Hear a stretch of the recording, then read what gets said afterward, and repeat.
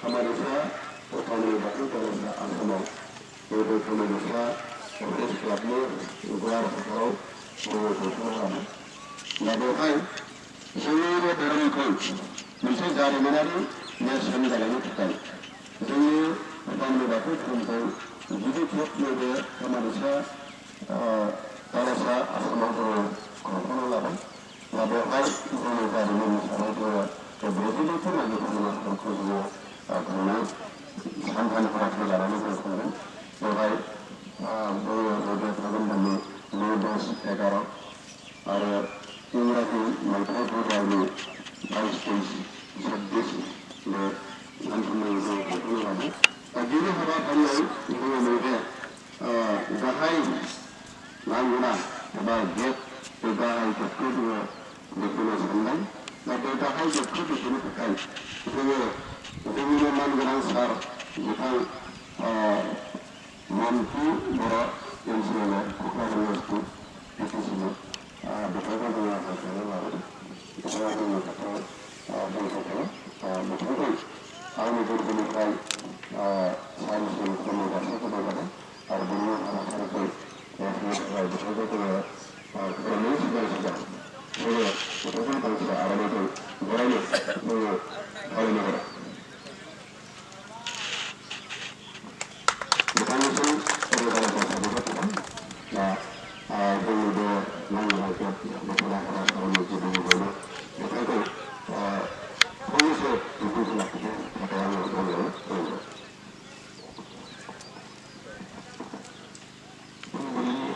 गोजोन खुलुमनाय जासिहरबाय। दिनै खुंगा 42थि मागो पुर्निमा फोरबो फालिथाय रुपामनि बाथौ धोरोम बान्था आफादनि बानजायगिरि बा आफादगिरि नेहाथारिखौ लानानै गुबुन गुबुन बिफाननि मावथिंफोर दं आरो बे धोरोमनिनो बर'नि मानगोनां आफादगिरि नेहाथारिखौ लाफानानै गुबुन गुबुन जिल्ला आरो आनसलिकफोरनि बिथांमोन थारैनो जोबोद बाख्नायथाव आरो साबायखर होथावथाव होननानै जों बुंग्रोनांगोन गिबियावनो। मानो होनोब्लाथाय जों बयबो मिथिगौ मोनसे हारिखौ गोजौआव दैखांनोबाथाय बा मोनसे हारि बा ओनसोलखौ जौगाहोनोबाथाय जों ओनसोलारि माखासे बिथिंफोरखौ नोजोर होनानै जोंनि हारिनि जिखिनि आसार खान्थि जोंनि गाननाय जोमनाय जानाय लोंनाय बायदि बिथिंफोरखौ जौगाहोनो थाखाय मोनसे समाजजों लोगोसे जोंनो मोनसे धोरोमनि गोनांथि जायो। जाय धोरोमा बा जाय धोरोमनि गेजेरजों जों जोंनि समाजखौ जोंनि आसार खान्थिखौ हमथाना लाखिनानै मोनसे आब्रुथि गोनां हारिखौ जौगाहोनो थाखाय मोनसे बिजोंनि गोनांथि जायो। जाय बिजोंखौ जों धोरोम होननानै बुंनाय जायो। आरो आं आसा खालामो दिनै रुपामनि बाथौ धोरोमनि जि खुंगा 42थि मागो पुर्निमा फोरबो फालिथाय सानथामनि हाबाफारिया मोजाङै जानानै थांगोन आरो बे सानथामनि हाबाफारियावनो थुनलाइ जथुमजों लोगोसे गेवलां मेलाव जिखिनि सावरायनो लानाय जिखिनि हाबाफारि बे हाबाफारिया जोंनि ओनसोलफोरखौ जौगाहोनायनि जिखिनि थांखि आरो नोजोर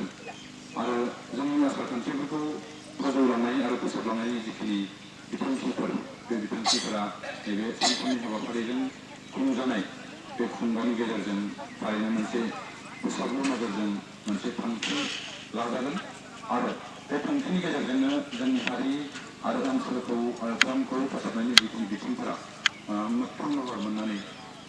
जों निस्सय दिनै जि अबस्थायाव दं बेनिख्रुइ मोनसे साबसिन अबस्थायाव जों मोनहैगोन होननानै आंहा फोथायनाय दं आरो आसा खालामो इयुन समफोराव नोंथांमोनजों थाफानानै दिनै जेरैहाय आंखौ खाबु होनानै नोंथांमोना लोगोसे लाफादों थिग बिदिनो इयुन समावबो हारि आरो ओनसोलखौ जौगाहोनाय बा धोरोमखौ फोसाबनायनि जिखिनि बिथिं बे बिथिंफोरावबो अरायसमबो नोंथांमोनजों थाफानाय लोगोसे खामानि मावनायाव मदद मोनगोन बा हेफाजाब मोनगोननि मिजिंजों दिनैनि जि खुंगा 42थि मागो पुर्निमा फोरबो फालिथाय आफाद बे फालिथाय आफादा मोजाङै मोजां जालांथों बेखौ इसोरनाव आरज गाबनानै दिनैनि मेन गेट बा गाहाय दरखं बेखेवनाय हाबाफारिखौ नैबे सुंद' बिबुंथिनि गेजेरजों बेखेवना होबाय होननानै फोसावनायजों आंनि बिबुंथिखौ बेखेवनानै फोसावनाय जाबाय। गोजोन्थों, खुलुमबाय। बिथांनिसिम रोजा रोजा साबायखर थाबाय आरो बिथांखौ बे दरखं बेखेवनाय हाबाफारिखौ मावफुंनो थाखाय आङो मावनाय खालामनाय जाबाय।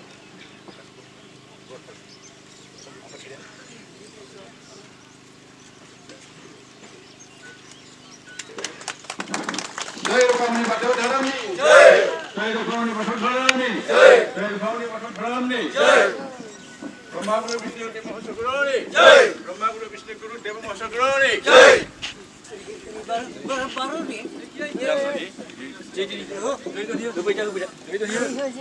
जय रोखामनि बाथौ धोरोमनि जय रोखामनि बाथौ धोरोमनि जय रोखामनि बाथौ धोरोमनि जय जय जय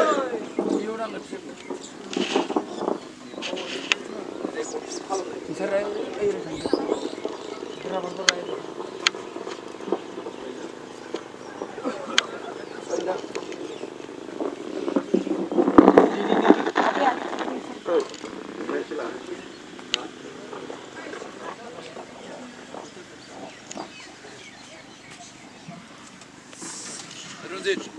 mama.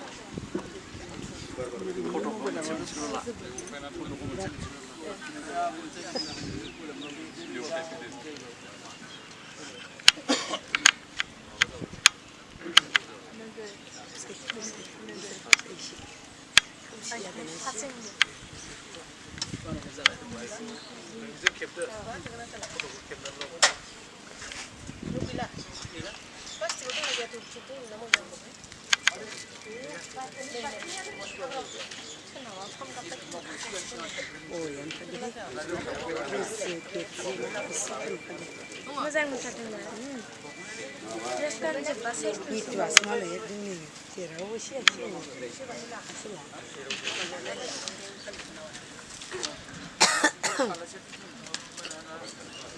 बेनोसो आरो आलासिया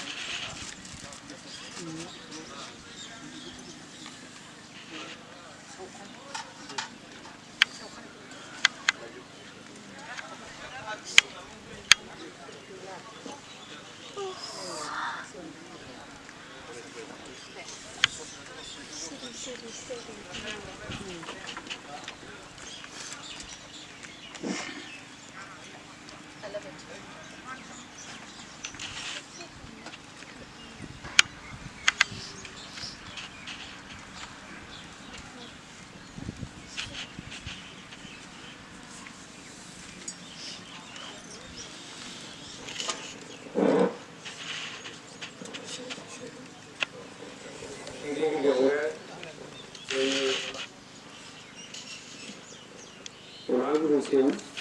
आंनि गोसो गोरबोजों सिबिनाय आरो फुजिनायखौ बावहरनाय जाबाय लोगोसे जोंनि धोरोम बिफा गुरुसिमबो आंनि गोसो गोरबोनिफ्राय सिबिनाय आरो फुजिनायखौ बावहरनाय जाबाय लोगोसे जोंनि बायसिनाव कक्लाबारि बिटिसि बिरादनि MCLA मानाव गेदेर बिथांसिमबो आंनि गोसो गोरबोनि खुलुमनाय आरो सिबिनायखौ बावहरबाय लोगोसे जोंनि गामिनि बाथौ धोरोमनि सेन्ट्रेल कमिटिनि गासैबो मावफुंगिरि बिथांमोननिसिम आंनि गोसो गोरबोनिफ्राय सिबिनाय थाबाय लोगोसे जोंनि नैबे गंगा ब्रैजिब्रै माकिबुमा फालिथायनि आर्ट्सनि गासैबो बिबानगिरिफोरनिसिम आंनि सिबिनाय आरो फुजिनायखौ बावहरनाय जाबाय दिनै जोङो गावनि बाथौ धोरोमनि गेजेरजों ब्रैजिब्रैथि माकिबुमा फोरबो खुंनाया दिनै गिबि सान आरो बे गिबि सानाव जोङो दर्पण बेखेवनाय हाबाफारियाव दिनै जों नैबे सायनासालिनि गाहाय सायनासालिनि दर्पणखौ बेखेवनो हादों आरो बे गाहाय सायनासालिनि दर्पणखौ बेखेवनो थाखाय आङो जोंनिनो आर्ट्सनि आफादगिरि मानयाम श्री बाबुलाल बसुमतारीखौ दिनैनि बे दर्पणखौ बेखेवनो थाखाय आङो खावलायबाय आरो लोगोसे बिथांखौ गांसे आर'नाइजों मान बावनो आखायाव लाबाय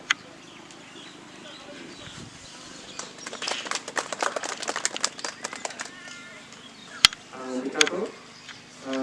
फंनैसो बुंनो थाखाय खावलायबाय दिनैनि नैबे जोङो खुंनो लानाय ब्रैजिथि माकिबुमा फोरबो बे ब्रैजिथि माकिबुमा फोरबो खुंफुंनायनि सानखांनाय हाबाफारि बे सानखांनाय हाबाफारिनि गिबि हाबाफारियाव नैबे गाहाय सायनासालिखौ बेखेवनो आंखौ होनायलाय गिबियावनो आङो बिफा गुरुनिसिम माइगंनि सिमांनि खुंनायखौ जासिगोन आरो दिनैनि बे हाबाफारियावनो नुजाफैनो हानाय मानगोनां जोंनि एनसिएलएआव मन्थ्रिफोरा बिथांनिसिमबो आंनि बुंनायनि मान बावनाय थाबाय आरो जोंनि गामिनि बाथौ धोरोमनि मानगोनां आफादगिरि नेहाथारि आरो बाक्सा गामिनि मानगोनां आफादगिरि नेहाथारि आरो जेसेबां नुजाफैनो हानाय गावबा बिबानाव थानाय गासिबो बिथांमोननिसिम आंनि दंगायै मान बावनायखौ होनाय जाबाय आरो जोंनि बे जारिमिनारि जिथु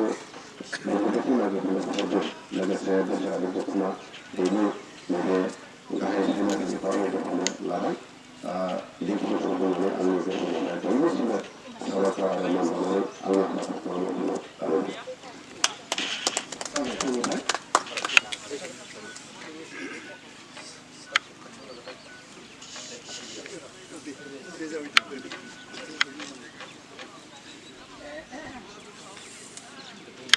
जय पावनाय बाथौ धोरोमनि जय दिनैनि